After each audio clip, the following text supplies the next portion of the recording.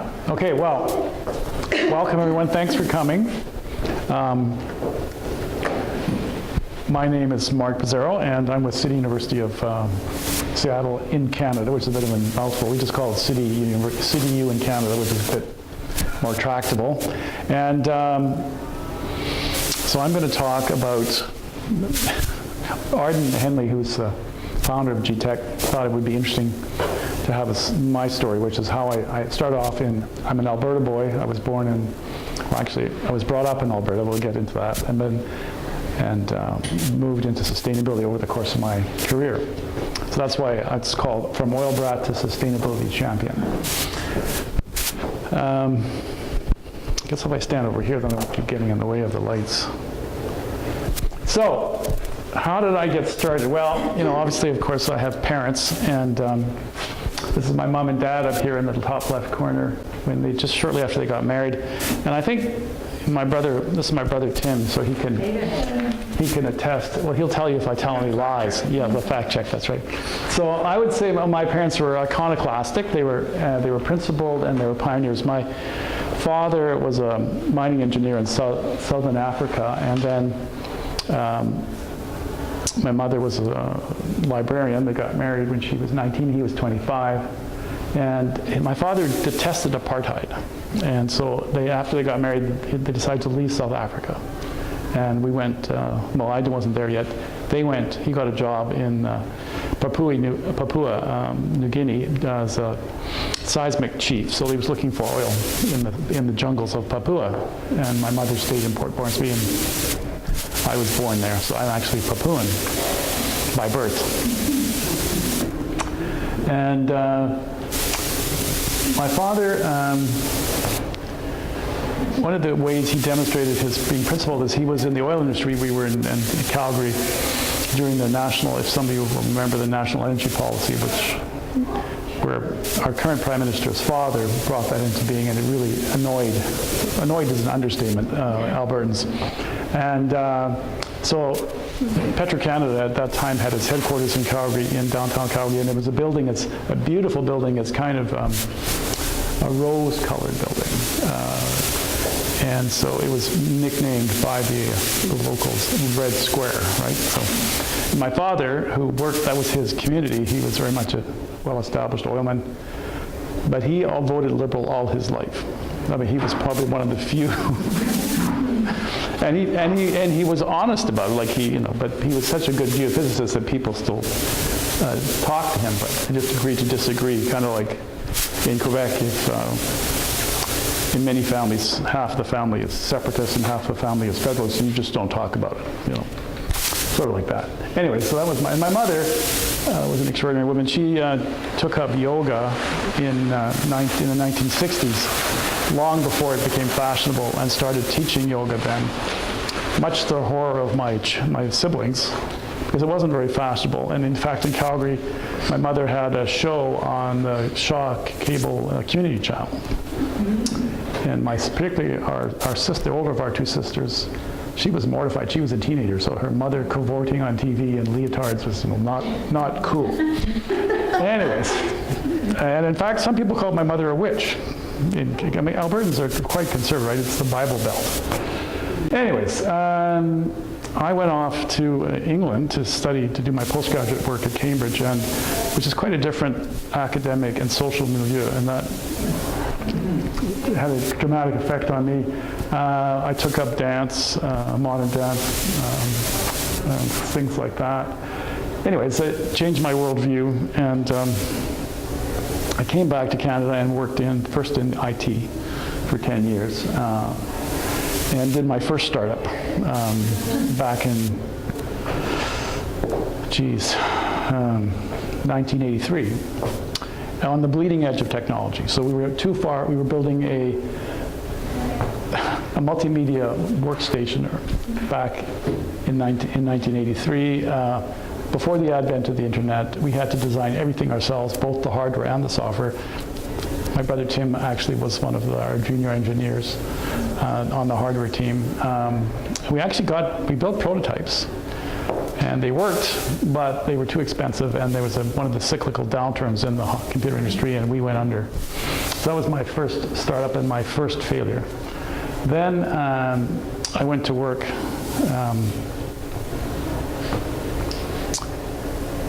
for Shaw many years later as president of Star Choice, which became Shaw, their satellite division, Shaw Direct, and that was a successful startup. So we had lots of money, we had a good business plan, and they now have about 1 million customers. So very successful. Then I went to TELUS, and I led the development of TELUS TV, which is their answer to Shaw going into the phone business. And that was another startup, well-financed by TELUS and very successful. And then I also did another IT startup, which was to develop something, it's sort of a precursor to Dropbox, for those of you who are familiar, so it's file sharing over the internet. I was the CEO, we were undercapitalized, hi Gil, and that failed. So I've done 2 successful startups and 2 failures. And they say that you learn more from your successes than from your failures, which I think in my case is true. The biggest success is my children. This is me down in the lower corner with my 3 children, who are thriving millennials. And at the age of 50, I'm 66, I had a midlife, well, my friends say I had a midlife crisis. I decided to go into sustainability because at TELUS, they had an executive development program, and one of the programs I did was called Leadership Vancouver, which was to train you how to be a leader in the not-for-profit sector. And I felt very blessed and wanted to give back, and so I took this program, and one of the learning days was on sustainability. This is back in 2003 or 2002. I was captivated by the notion that you could actually, that the Earth had a carrying capacity and that you should try and live within it. And that there was a whole body of scientific work and research all dedicated to how could you do that, right? So when I left TELUS, I thought, what am I going to do next? And I decided to go into sustainability. So I founded a company called Earth Force Strategies, a consultancy, and mostly worked on the business case for sustainability. In other words, how can you demonstrate that a sustainability project will make money as well as be environmentally responsible and socially responsible? The so-called triple bottom line, because it's a lot easier to raise money for a sustainability initiative if there is a financial advantage in addition to the social and environmental ones. So that was something I was good at. That's what I did. That's how I met Gil over here, who founded a company called Frogfire, yes, thank you, Gil, which was a green office supplies company. And we became friends. We're still friends, remarkably. And he's still in the environmental business, so that's another story. Anyway, so then I'm now engaged in my 5th startup. I think of it as, which is to be launching the City University Bachelor's in Management degree here in Vancouver. So I'm going to talk a little bit about that as well. So it's a startup but it's in the class of the ones that I've been successful with. It's part of it's a new initiative of a larger institution, so it's got money behind it. I don't have to find the money. The money's there. I just have to convince the owners, in this case the senior administration, that it's worth investing money in, which I'm good at. That I can do. Raising money from outside investors is not perhaps my strong suit. Anyways, so that's how I got into sustainability. Starting from the roots in the oil patch, but it's largely due to the influence, I would say, of my mother and father, because my father he was like I am. He was a blue, what they call a blue liberal, so he was fiscally conservative but socially progressive. And so I had that very strong influence on me. My mother she always voted NDP. My father sort of mildly appalled my father, but he adored her. So anyway, so my mother was very progressive. And so as I got older, I learned more about the way the world worked. I became convinced that capitalism was in need of repair. And so I now call myself a progressive capitalist. So I think capitalism is a good model, but it needs to evolve into something that takes into account not just the the fiscal bottom line or the economic bottom line, but also social and environmental consequences and impacts and so on. So, what is sustainability? Well, the definition I like as a business person turned academic is that it's the ability to operate and perform well over the long term through a business model that enhances financial prosperity, reduces environmental impact, and increases the contribution to the surrounding community. So this is popularly known as people, planet, and profits. So you have to improve all three, not just the financial one, for example. And it's now become the core strategy for the world's most forward-thinking companies, which we'll talk about. And those companies realize that in the long term, if you have a long-term view, a sustainable approach is actually the best one. It's going to produce the most shareholder value. But even more importantly, I love this quote, there's no business to be done on a dead planet. This comes from David Brower, who is regarded as the father of the modern environmental movement. He was the first executive director of the Sierra Club. He was nominated for the Nobel Peace Prize twice. Like, he's a real icon in the sustainability environmental movement. But I think this quote, it says it all, right? Like, so if you have a long-term view as a business person, then you've got to do something about sustainability.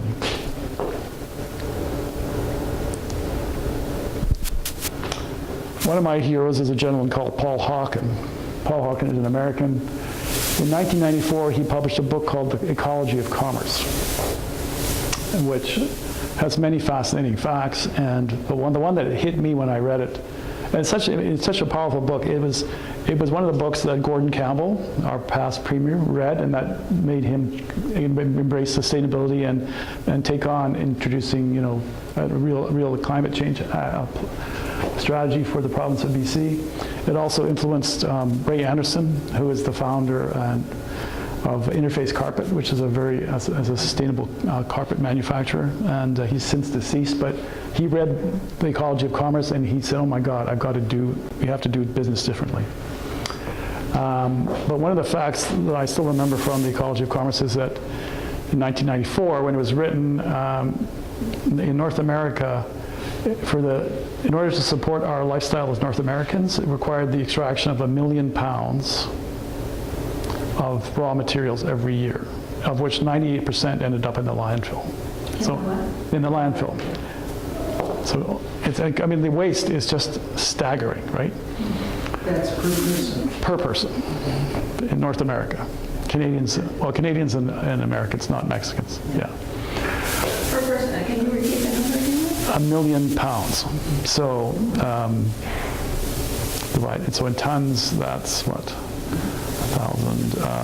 200 tons, U.S. imperial tons. So, think about how much space that would take if it was on your, it would cover your property several times over, right? Every year. And most of it just goes into the landfill. It's been reduced a bit, but still, it's a real problem. Then he co-authored a book called Natural Capitalism. So he, being smarter than me, realized that capitalism had to evolve, and he wrote this book in 2008 with Amory and Hunter Lovins, who were the co-founders with him of the Rocky Mountain Institute, a very fabled sustainability research institution in Colorado. And then in 2014, he founded Project Drawdown, which is about what can we actually do to start taking CO2 out of the air. So if you want to, it's very interesting, like it's practical things, like what can you actually do to start making an impact, either both individually and societally. It's fascinating work. And I heard him speak in 2014 at Pioneers. He gave the keynote address, and he said, look, we can solve this. Actually, it wasn't 2014 at the time, it was 2004.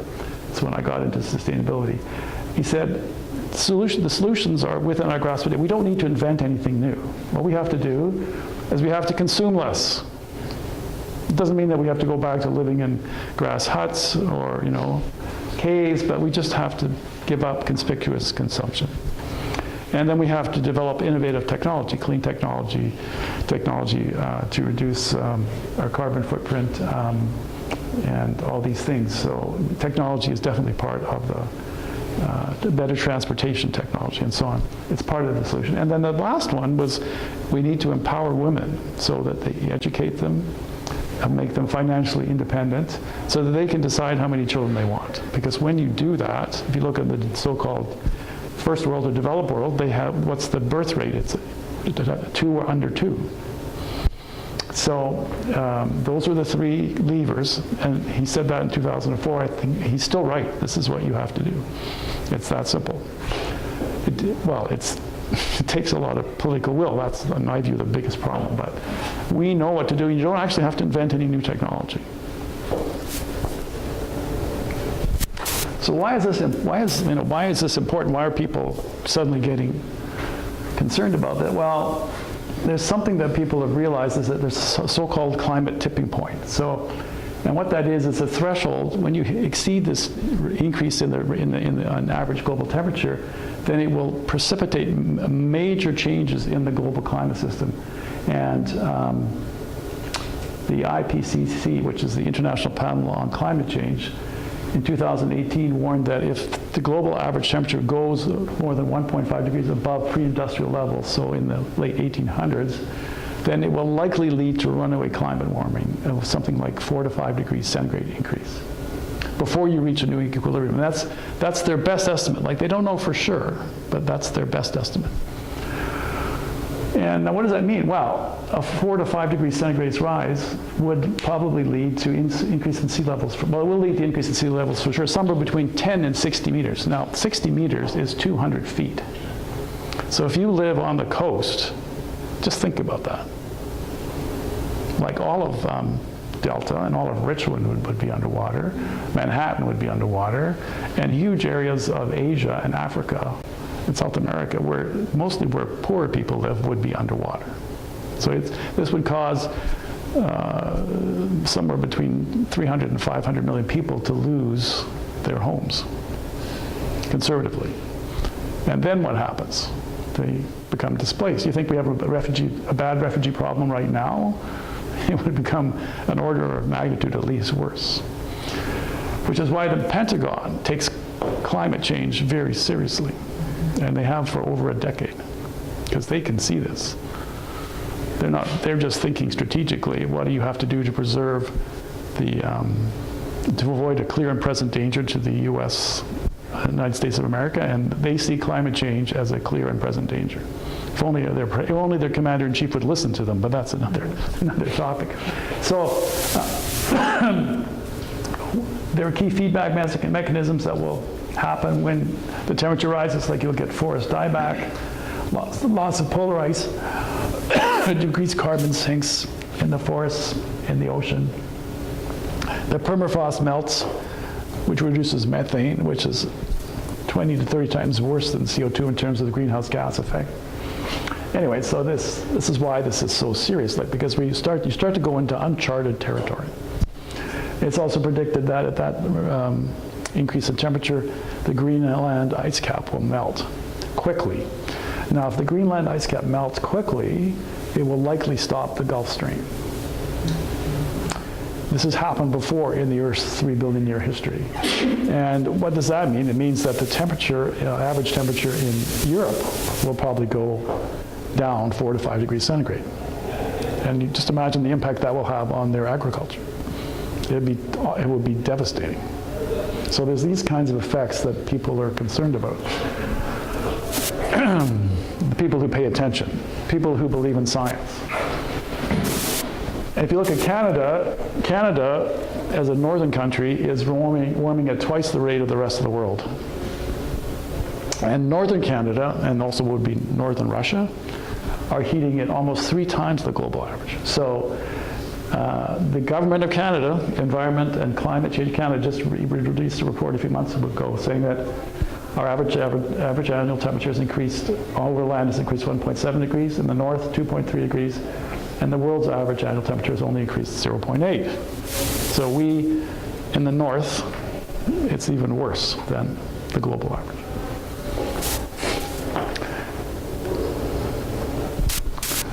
Then there's also another thing that's happening. So we now live in what's called the Anthropocene era because the impact of our species is so great that it's altering the climate and many other things. So we were changing the Earth's ecosystems more rapidly than during any comparable period of time in human history. And Professor Sarah Otto is a professor in the UBC in the Biodiversity Research Center, and she put it very bluntly: human activity is driving species change. And particular rate of species loss is 1,000 times higher than in the pre-Anthropocene era. So we are driving species, our activities are driving species into extinction 1,000 times the normal rate before we became so numerous and so technologically powerful. And the problem is the rate of change, because animals and plants can adapt if change is slow, and they have for millions of years. But if it happens too fast, they can't adapt and they die out.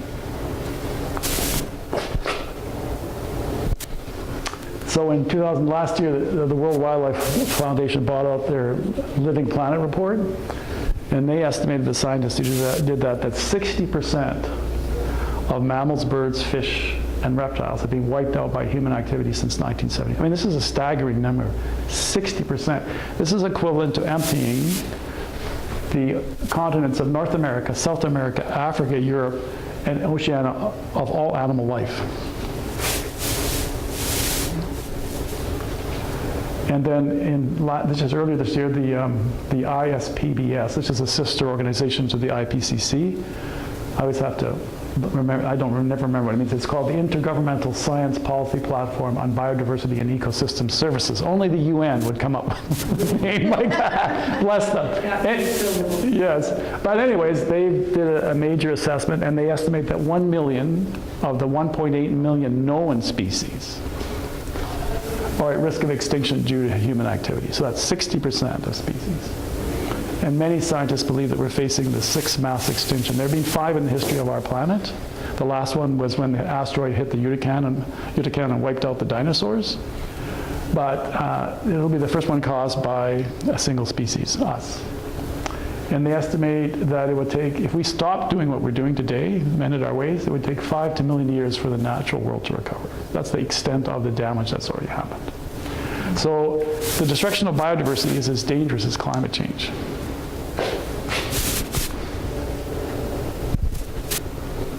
So that's the problem that we face, and what do we do? Well, we have to become aware. One of the very useful measures of awareness is the ecological footprint. This was developed by Professor William Rees and Dr. Mathis Moakernagel at UBC. When I decided to go into sustainability, I knew nothing about it really. I just figured I was smart and I could learn it. So I read this book, The Ecological Footprint, and being a somewhat bold person, I called Bill Rees up and I said, explained that I wanted to move into sustainability. Could I come and have coffee with him? He said yes, somewhat to my surprise. Anyway, so I went out to UBC and we spent an hour having coffee, and I could hold my own in a conversation with him. So I thought, okay, I can actually do this, and I kept doing it. But he was a professor of geography at UBC, now retired. So what it is this notion that you can measure the impact of a person or a community or a whole nation on the environment, and you express it in terms of the amount of land, arable land, required to sustain their use of natural resources and dispose of their waste. Because that's what the ecosystem, the biosphere does, is it provides natural resources that we consume, it treats the air, it treats the waste. And simplifying greatly, today we use, as a species, the equivalent of 1.7 planets. Well, we only have one, right? But we are consuming natural capital. And that's what is causing all these adverse effects like biodiversity loss. And if everyone on the planet used the Earth's resources at the same rate as we do in North America, we'd actually need 5 planets. And again, we only have one. So in North America, basically what it amounts to is that we're greedy. We are over-consuming at a prodigious rate. So that's the problem. Now, what do you do about it? Well, as I said earlier, you actually, if you were a forward-thinking business, it's actually to your advantage to have to operate in a sustainable fashion. Another one of my heroes is a gentleman called Bob Willard. Bob was Vice President of Human Resources at IBM Canada. And when he retired, he decided to go into sustainability and to research what is the business case for sustainability. Being a businessman himself, he realized that that's the way to get people's attention in the business world. If you can show there's a financial benefit to behaving more responsibly, that's a much easier sell. So he did a lot of research. His book is full of footnotes and references to papers that research that he consulted. And he identified that there are 6 key advantages, 6 key payoffs to adopting a sustainable business model. So the first one, in being an HR guy, was in terms of employee benefits, so HR benefits. So it's easier to hire people. People that you do hire are more productive because they feel good about what they're doing because they're working for a company that's making a difference, and they stay with you longer. You also can save money, lower costs, and have higher efficiency, which, the business advantages are obvious, but you reduce the risk. And that's for large corporations, especially. Risk management is very important, particularly if you're publicly traded, because your stock price goes up and down a lot based on the assessment of the risk of your business by the market. Also, it can offer new revenue opportunities and a competitive advantage for companies who are early adopters of sustainable measures. And it inspires innovation. Usually, to do things in a more sustainable fashion, you have to get all the different elements, departments within the company talking to each other. They can't do things the way you've always done them. So you actually have to sit down and talk with each other. What a novel idea. So it breaks down silos and increases communication. And that also is good for HR benefits. And finally, something called license to operate. Well, license to operate means that you have permission from the community to operate your business. So we'll talk about these in more detail. But anyways, he estimated that for a company that has a high number of knowledge workers, so you're using, for example, a software company or a company like Uber or Facebook or Netflix, all of these hugely profitable companies, that if you embed sustainability in your operations everywhere in a systematic fashion, you can improve your profitability by 30 to 40%. Which is a serious number. It makes people pay advantage. Well, what are some examples of this? Well, in terms of easier recruiting and higher retention, in 2006 there was an Accenture study, and 51% of Canadian CEOs said the biggest threat to their profitability was an inability to retain talent. So over half. When they talked to undergraduates, the top 2 things they were looking for was a progressive work environment and an employer who's got high standards, ethical standards, and a commitment to social responsibility. So, I noticed that in my kids. I have 3 millennials, and this is commonly said of millennials. They're more concerned, much more concerned, they're much less materialistic and much more concerned about quality of life. And that includes things like ethical standards and a commitment to sustainability. Thankfully, they're more woke than my generation. I'm a baby boomer. And this is a fascinating statistic. 78% of employees would leave their current jobs for a more environmentally friendly employer. So when you're in a war for talent, particularly, for example, companies in places like here in Vancouver in the tech industry or in Silicon Valley or in Boston and other markets like that where skilled labor is actually a shortage, this is very important. And my brother here can attest to that. He's been in the high-tech industry all his life. So it also increases productivity. Well, how? Well, for example, if you have green buildings, your people are healthier, and when they're healthier, they're more productive, right? There was a study done that showed, it estimated that green buildings could increase productivity from 7 to 15%. So that's the financial benefit of that is huge, right? It's like you got an extra 7 to 15% more employees for free. Individual and team productivity increased because people feel better about who they're working for. And there's a mantra in HR which says that productivity is 18% emotional. When you think about it, it makes sense, right? If you're pissed off at your peers or your boss or the values of the company or organization you're working for, how hard are you going to work? Not very, right? So it has a huge effect. You can reduce manufacturing costs. Simply put, waste equals squandered corporate assets. Howard, so I mentioned this figure, North Americans consume 1 million pounds of raw materials per year per person. 98 to 90% turns into waste, goes to the landfill. You can do things like you can substitute less expensive, more environmentally friendly materials. A classic example is fly ash concrete. So fly ash that is produced by cement kilns, rather than landfilling it, you mix it when you make concrete. It halves the amount of CO2 emissions that are produced in producing the concrete, and it's stronger and more resistant to corrosion. You reduce material use in energy and water inputs, you reduce reuse and recycle, and most importantly, you adopt a cradle-to-cradle philosophy, which means that you design your products so that they can be taken back at the end of life and broken down into components, and those components can be reused. So for example, I mentioned Ray Anderson, who was influenced by the ecology of commerce. So they designed, the interface carpeting is made in squares. And the squares have a biomimicry design so that you can't really see, the eye doesn't notice the edge of one square and the start of the other, which means that if you have a high traffic area, you just remove the squares that are worn and put down new ones, and no one notices. You don't have to rip out the whole carpet, right? So, and they also design their carpentry, they take it back, and then they remanufacture the materials. And their goal is by 2030 that they will be net resource zero. So they will be able to do all their manufacturing using recyclates. But you have to be mindful about it and design your products that way, right? But it can be done. You can lower your operating costs by improving waste handling and energy efficiencies, conserving water. And a big one, which more and more companies are embracing, is telecommuting. It's actually much cheaper for companies when your employees telecommute. Why? Because you need less office space. Office space, particularly if you operate in the downtown, is very expensive. And you also can reduce business travel, which is also very expensive. So video conferencing is good for that.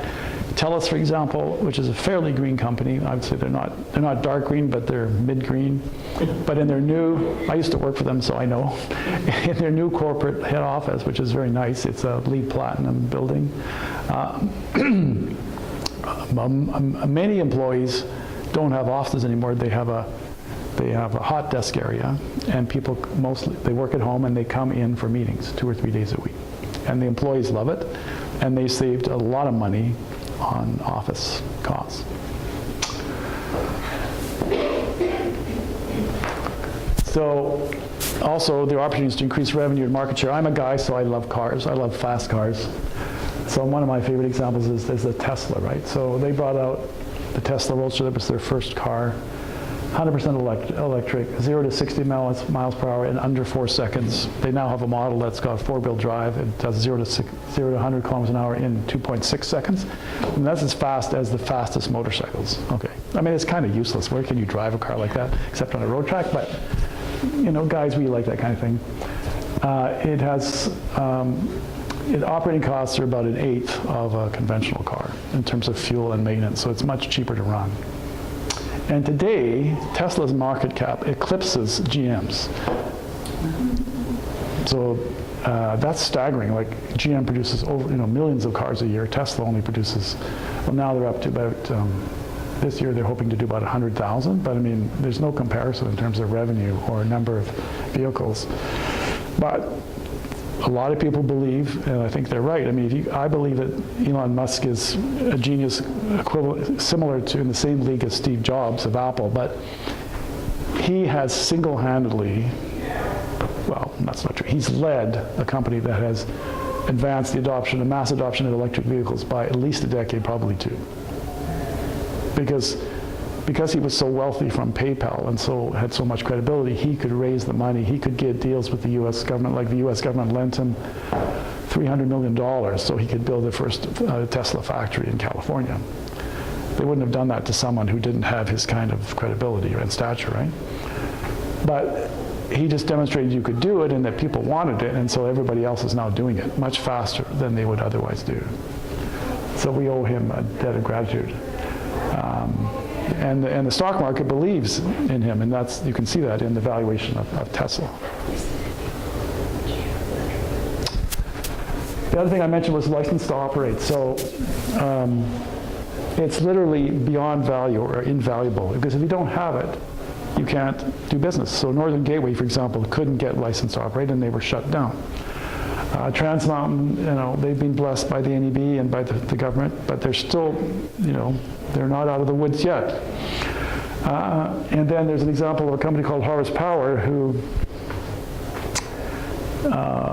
took organic waste, and what they did is they used a technique called windrows. So they would pile the organic waste in kind of like dunes, and just let it sit there and rot, and it smelled awful, and people didn't like it, and they were eventually shut down by Metro Vancouver.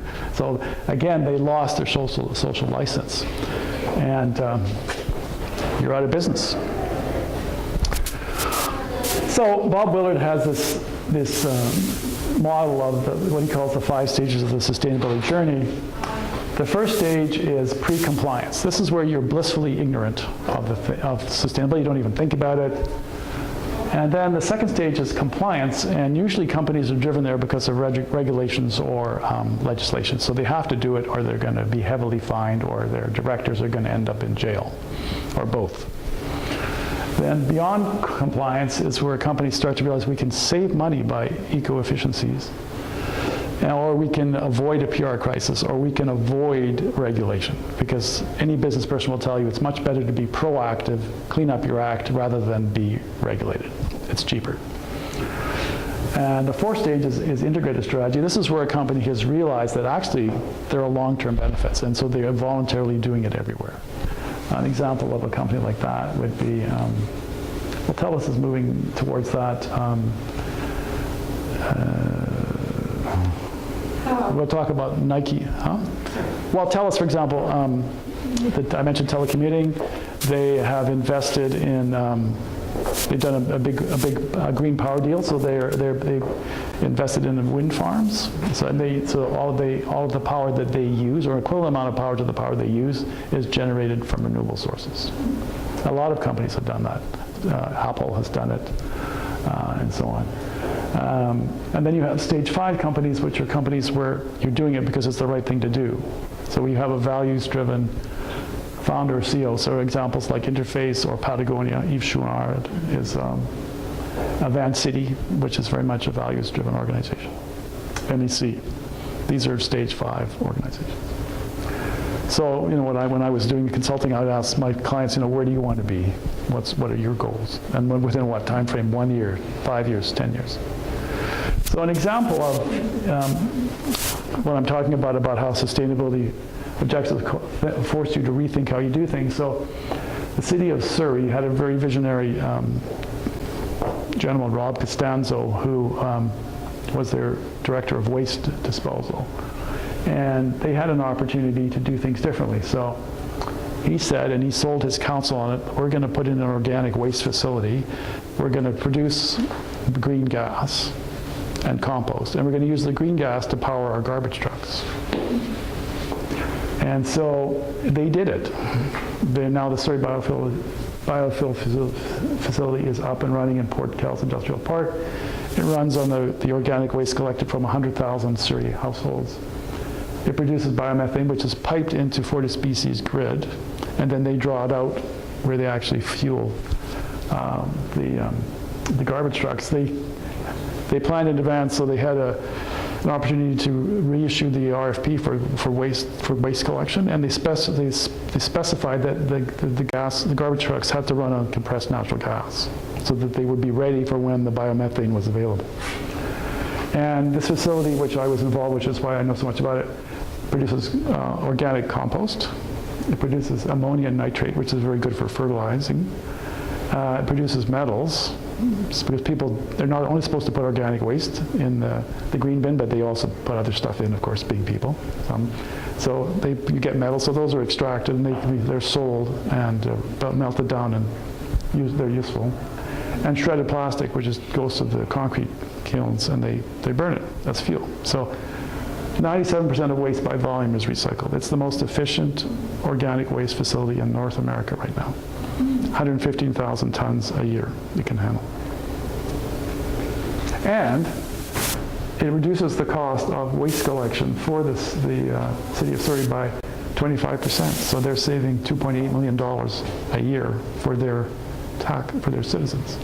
So when you really rethink how you do things, you can actually reduce environmental impact, improve community impact, and save money. But it involves change. And we tend as a species to resist change, unfortunately. There's another concept called the circular economy. So in the UK, there's something called the Ellen MacArthur Foundation. Ellen MacArthur is a multi-millionaire who decided to put her money to something useful. Remarkable woman. And so she created the Ellen MacArthur Foundation with the goal of accelerating the transition to a circular economy. Where a circular economy is one where you can see here the linear economy. You extract resources, you produce things, you distribute them, you consume them, and then they turn into waste and go into the landfill. Circular economy, you produce them, you distribute them, you consume them, you take them back, and they're recycled and reused again. So when you get into a circular economy, you greatly diminish the amount of resource extraction activity.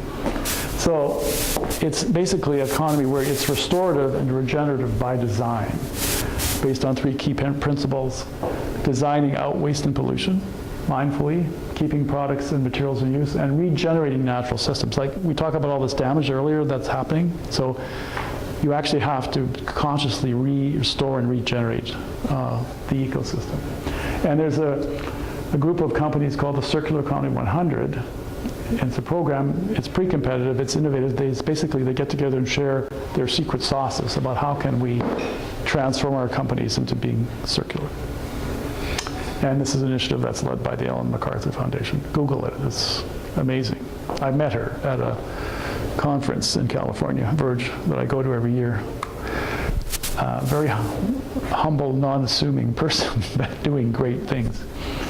So some global sustainability leaders, Nike is a member of the CE 100, and 70% of their materials are recyclates already. So they're well along the road. For example, in 2017, where the statistic comes from, they had taken back 30 million shoes to be broken down and reused.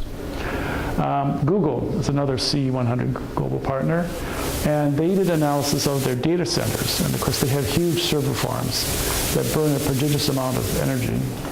And they figured out how, and they were also throwing them out prematurely. So they looked at how could they keep them in use longer, how could they then be resold and reused by other people, and how could they make them more efficiency. And now they're saving over $1 billion a year through energy efficiency.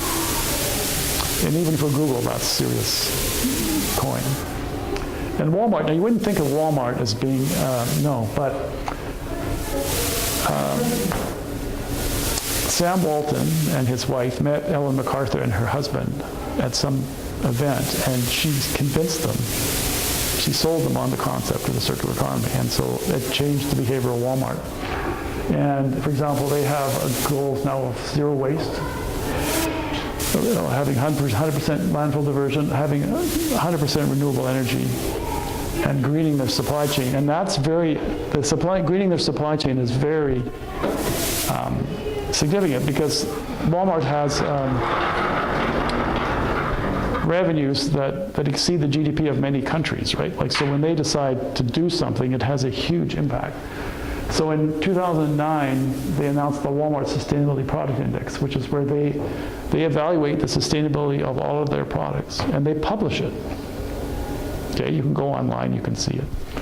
And for example, a year later, P&G announced their long-term sustainability vision: 100% renewable energy for their plants, 100% renewable materials recycled, zero waste, and very importantly, they announced public targets, right? Because that's what counts, is when you announce publicly what you do and you report on it. Now, why do you think they did it? Well, Walmart represents 40% of their sales. And that's known in the sustainability business as the Walmart effect.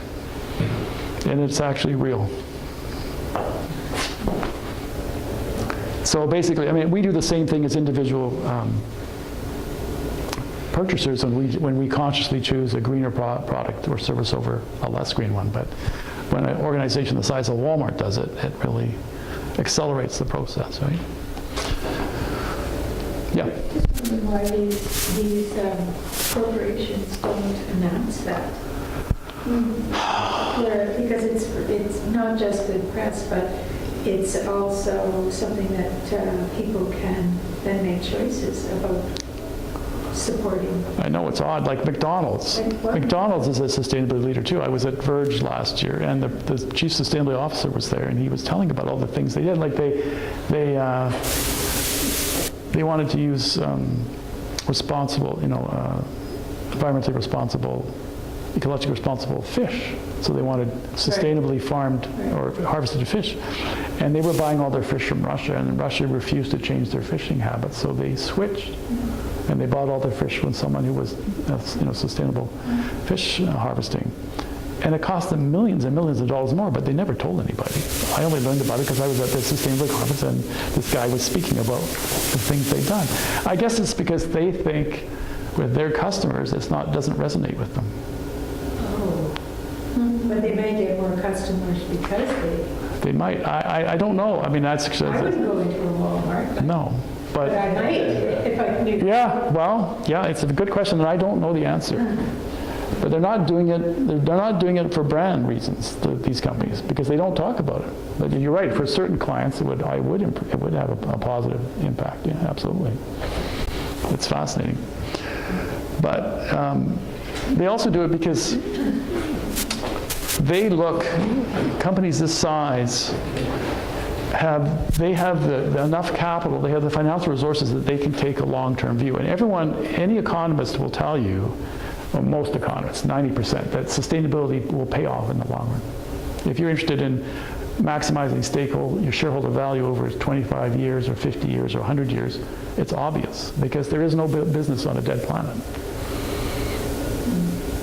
But big companies have the ability, they have the money, they have the skilled staff, expert staff. They're not consumed with just surviving, so they can afford to take a long-term view, and they do. And that's what drives them to adopt these strategies. There's also an organization called the World Business Council on Sustainable Development, which also has a whole bunch of corporate heavyweights, you would recognize the names, who are similarly committed to driving this change. Well, if they want to get business, I mean, thinking of the millennials, because I've got several in my Yes.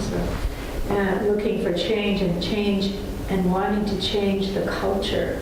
Yes. So being in their 30s, for example, 30s, early 40s, if they would possibly, I mean, maybe people that are older know, but they may. So it's well, this is why I think, exactly, yes, but I mean, it's driven by, I heard David Suzuki speak in 2004, and he made the point, and he was right then, and he's still right today, that we can vote with our pocketbooks. yeah. If everybody chooses to start purchasing based on just selecting sustainable products over ones that aren't, companies' behaviors will change very quickly. It hasn't yet, though. But Walmart is not, for example. Well, but for example, if you go into Save-On, they have a significant organic section now, Right. at least in North Vancouver. And speaking of Save-On, they've come out with a package of 3 reusable vegetable bags for $3.49. It just hit the shelves in the produce department this week. Mm-hmm. I think they're anticipating the ban on single-use plastic, but it's much more reasonable cost than if you bought that somewhere else. So I've stocked up. Yeah. So I'm doing my best to change my behavior, so I always have one of those bags with me. And Yeah. I understand they sold out the first day they put them out there. Yeah. So there are these signs, but it's driven by customer demand. Yeah. So that's part of our responsibility. It's like politically, as a politician, you can only get so far ahead of the electorate, otherwise you don't get reelected the next time around. So this is why I think what GTEC is doing is so important. Arden said the back there, but his vision is to create support for environmental It's not